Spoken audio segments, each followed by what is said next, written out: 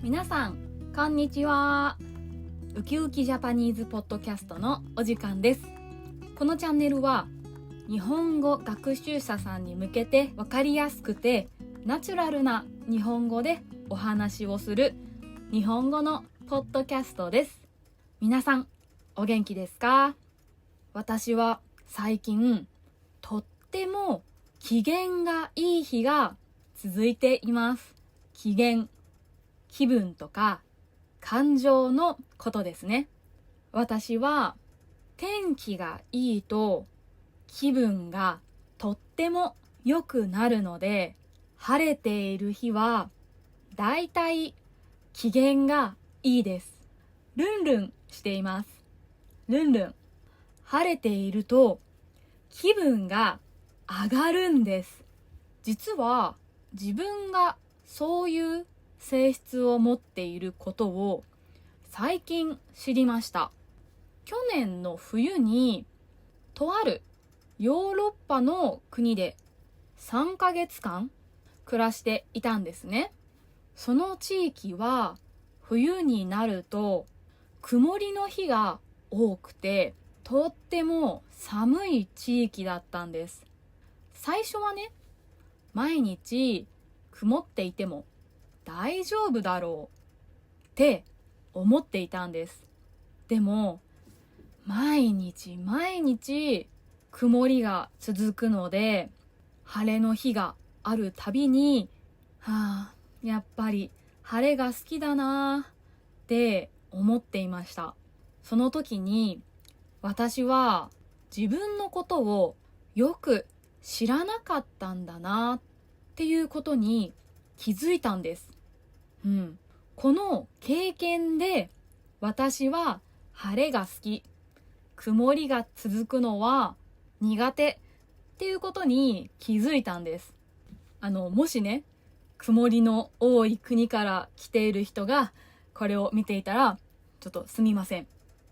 でもこれはいい悪いの話ではなくて、私が好きか好きじゃないかの話なので、あんまりね深く考えないでくださいね。皆さんは自分のことをよく知っていると思いますか？私はこういう自分のことを理解する瞬間がすごく好きなんですね。これを自己理解と言いますね。自分のことを理解することを自己理解と言います。自分のことって案外分かっているようで分かっていなかったりするんですよね。もちろん経験をしているかどうかっていうのも自己理解の質に関わると思います。でも日頃から自分の価値観を知ろうと意識しているかどうかって、いざっていう時の選択肢に生きると思うんですよね。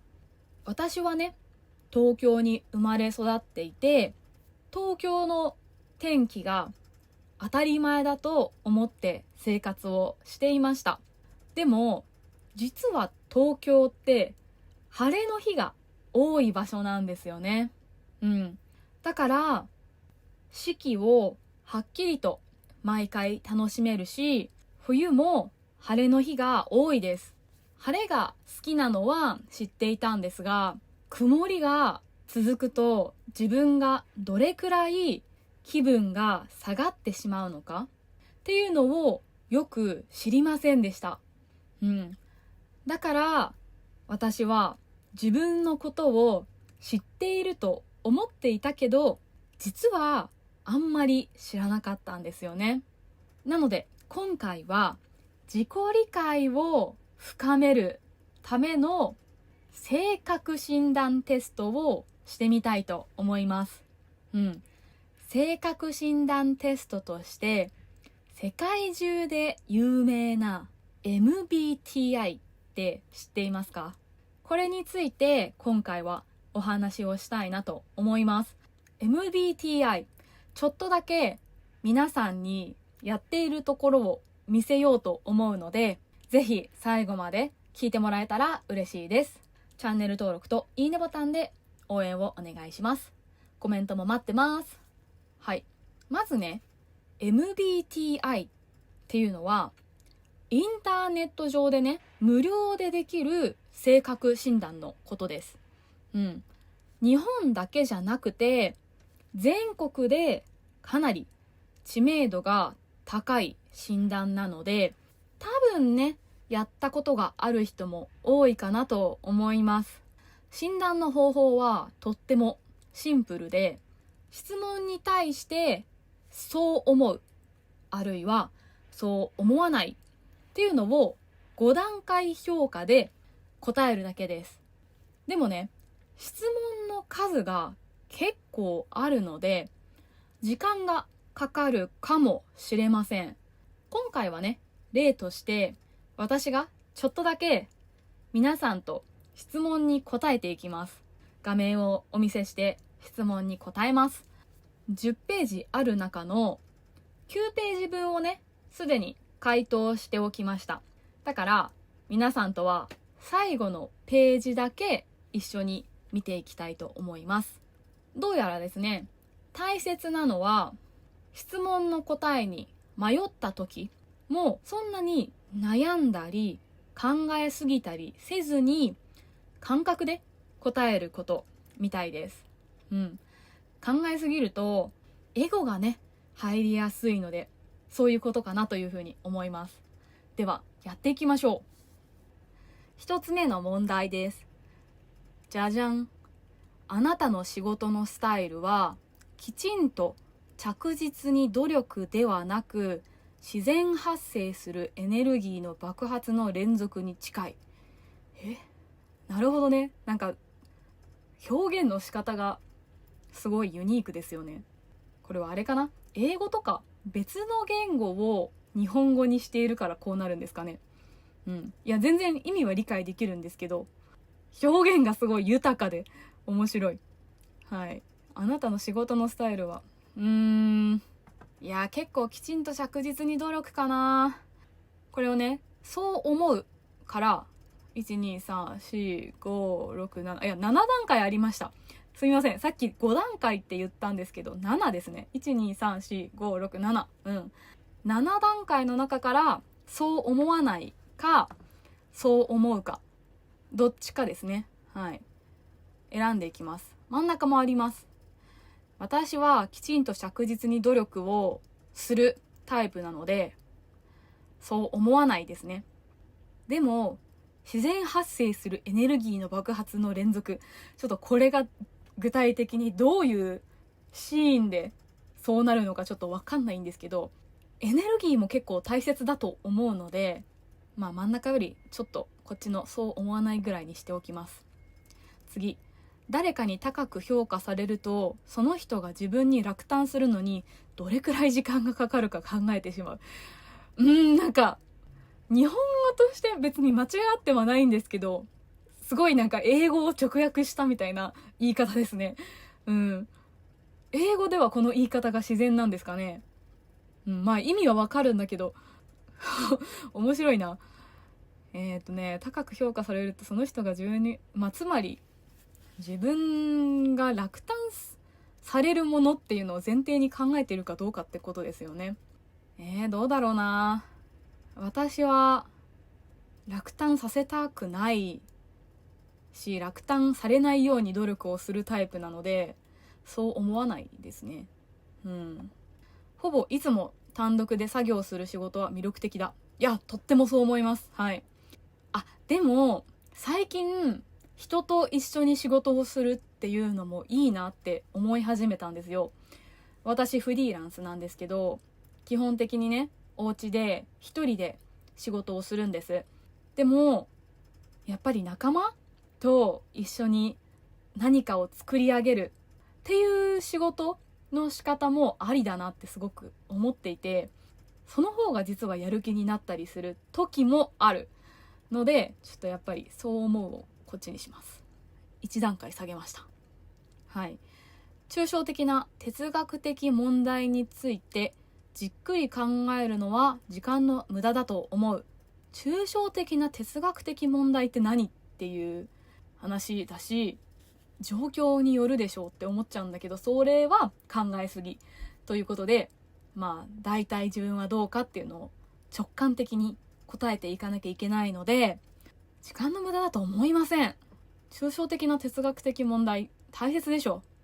はい、そう思わない。静かな隠れ家のような場所より人がたくさんいて賑やかな雰囲気の方が好き。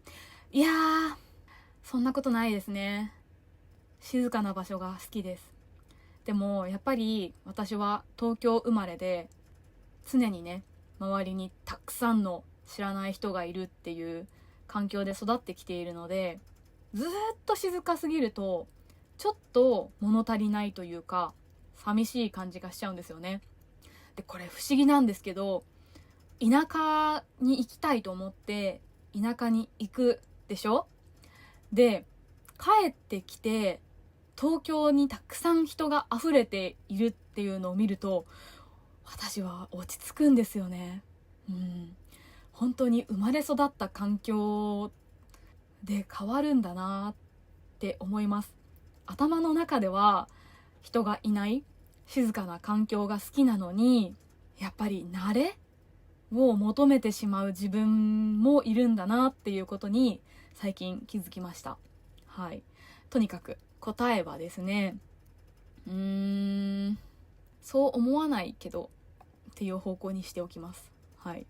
ある決断が自分にとって正しいと感じれば、それ以上の証拠を必要とせずに行動することが多い。これもすごい場合によりませんか？自分だけのことだったらもうすごくそうです。正しいと感じればその通りにやりますけど、仕事だったらもう話が全く違いますね。仕事だったら自分にとって正しいことが、例えばクライアントさんにとって正しいとは限らないので、必要であれば証拠を出すし、そうじゃないならクライアントさんに合わせて行動することもあるので、これは何の話をしているんだいっていう話なんですけど、多分仕事じゃなくて総合的な話を今はしているので、これ考えちゃダメですよね。そうだな、そう思うな。決断が自分にとって正しいと感じたら、行動するので、こっちかな。はい。10ステップ、最後のステップもう一個ありました。これが最後か。じゃあもう一つやっていきます。精神的にいっぱいいっぱいだよとよく感じる。感じるよ。でも、感じるけど、まだまだやれることはたくさんあるって頭の中では分かっているから、自分の努力はまだ足りないって思っちゃうタイプ。でも精神的にはいっぱいいっぱいだって感じるときはなくはない。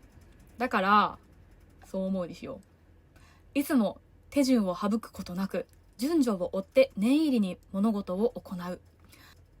そうだね。結構そのタイプかも。ベースをしっかりやらないと落ち着かなくて、次に進んでもうまくいかないだろうなって思っちゃうタイプですので、念入りに物事を行います。とっても。はい。明確な手順を踏まなければいけない仕事よりも創造的な解決策を考える仕事を好む。いや、これもどうだろうな。個人的には明確な手順を踏む仕事が好きだけど、創造的な解決策を考える仕事の方がやりたいって思っちゃうかも。絶対そっちの方が楽しいよなって思うけど、今までそういうことをしてこなかったからスキルが足りてないよなっていう現実的なことを考えちゃって、だったら手順を踏めた方が確実って思っちゃうが、今の私はもっと創造的な解決策を考える仕事がしたいです。やってみようみたいな、これこうなんじゃないっていうのをやっぱり人と話したりとかして爆発的な解決を生みたいって思っちゃうから、ちょっとそう思うによろう。はい。意思決定をする際は理論的な推論よりも感情的な直感に頼る傾向がある。いやー、これね、感情的な直感に頼っちゃいけないと思いつつも、結構直感って当たるんですよね。何事もやっぱり、例えば恋愛とかだと感情っていうか直感が本当に当たるなと思うし、感情的な直感がね本当に当たるなって思う時がありますね。なんかこの人のこういうところって思うと、やっぱり大きな問題が後ろにあったりとか、することも結構あるし、お仕事もね、やっぱりクライアントさんとの相性とかもありますよね。相手の話し方、メッセージの仕方一つで、この仕事は受けるべきかそうじゃないかっていうのを結構ね、直感的に判断した方がうまくいくっていうことにも最近気づいています。でもね、本当は論理的な推論を論理的な推論をね大切にした方がいいんだろうなっていう自分もいるが、感情的な直感に頼ってるな。締め切りを守るのが苦手。そう思いません。私は締め切り絶対守ります。自分に関連する物事はうまくいくだろうと自信がある。これも物によるよ。てかこれも結構直感があるかもしれない。これはうまくいくだろうって思って全力を注げばうまくいくんですよね。でも現実はそんなに甘くないっていうのも知っているから、ちょっとってなっちゃったらうまくいかない未来があるっていうのも知っている。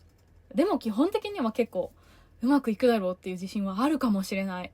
ちょっとじゃあそう思う方に偏ります。はい、あなたのジェンダー必須ではありませんが、これにより結果画面のアバターが決まります。なんかそういうのがあるんだ。では、いきます。結果を見る。じゃん。提唱者です。これ本当に私、これ以前もやったんですよ。で、その時も提唱者だったんですね。でも、私結構考え方とか、そういうものが変わってきたなとも思っているので、今回の結果は変わるんじゃないかなと思ったんですが、やっぱり提唱者らしいです。うわー、すごいな。もう典型的な提唱者なのかな、私もしかして。ちょっとね、いろいろ見ていきたいと思います。まず、あなたの性格タイプ提唱者って言って、これは INFJ の T って書いてありますよね。で、この INFJ、このね、4つのアルファベットが並んでいる。これが MBTI の特徴です。このね、4つのアルファベット、それぞれが性格を表してるんですね。まず、1つ目の I って書いてある部分なんですけど、これは外向型か内向型っていうのがわかります。で、E って書いてあれば外向型、I ってあれば内向型なんですけど、私の場合は I なので内向型っていうことがわかります。で、2つ目が感覚型かあるいは直感型かっていうのがわかります。で、感覚型なら S、直感型なら N っていう結果が出ます。私は N なので直感型です。3つ目は思考型か感情型か。で、思考型だったら T、感情型だったら F っていう表記になります。私の場合は F なので感情型です。で、最後の4つ目が判断型か知覚型かどっちかっていうのが分かります。判断型なら J、知覚型なら P。私の場合は J なので判断型。っていうのが分かります。つまり4つのアルファベット、それぞれが2タイプある中で4つのタイプに分けられるので、2の4乗分ですね。2×2×2×2 の合計で16種類のタイプ、それがあります。そのどれに当てはまるかを見るっていうのが MBTI ですね。で、私の場合は INFJ っていうね、4つのアルファベットが分かったので、その結果、提唱者って呼ばれるグループですよっていうのが分かりました。でね、ついでに最後の T っていう部分なんですけど、ここも A と T の2種類あります。で、A は自己主張型で、T は慎重型です。これはね、性格の安定性とかストレスへの対処方法の違いがわかるらしいです。A は自信があって比較的ストレスに強い人、T は慎重でストレスを感じやすい傾向があるっていうことがわかります。これでね、MBTI がわかると相手がどんな人なのかを判断できるだけじゃなくて、人との相性の良し悪しとかも見ることができるみたいなんですね。でもね、この相性っていうのは私はあんまり気にしてないです。提唱者だからこのタイプの人と相性がいいよ、じゃあ私たちは相性がいいねっていう風になったら嬉しいですけど、そうじゃないから相性が悪いって決めつけてしまうっていうのは良くないと思ったんですよね。だってね、この世の中にはいろんな人がいますよね。だから MBTI では16種類のタイプに分けられるんですけど、それでね、全てが分けられるって考えるのはちょっと大雑把すぎるかなと思うんですよ。それにね、内容をちゃんと読んでいると当てはまるなっていうふうに思うところと、いまいちだなって思う部分はやっぱりあります。だから MBTI を知ることで、あくまでね、相手の考え方とか感じ方の傾向を知るためのエンターテインメントだと思って楽しむ程度にやるのがいいかなとは思います。今回はね、ちょっとだけ皆さんと一緒に MBTI をやってみたんですけど、皆さんは自分の MBTI を知ってますか？私個人の意見としては、気にしすぎる必要はないし、これに頼りすぎる必要もないと思います。でも、人のことをもっと知りたいって思った時には、MBTI はいい話題の一つになるんじゃないかなというふうに思います。ということで、今回のね、動画はいつもとちょっと違う感じでやってみたんですけど、いかがだったでしょうか？もしね、面白いな、役に立ったなと思ってくれた人がいたら、いいねボタンとチャンネル登録で応援をお願いします。コメントもお願いします。ぜひ待ってます。ということで、最後まで見てくれてありがとうございました。皆さん、今日もご機嫌でいい一日を過ごしてください。また次の動画でお会いしましょう。またねー。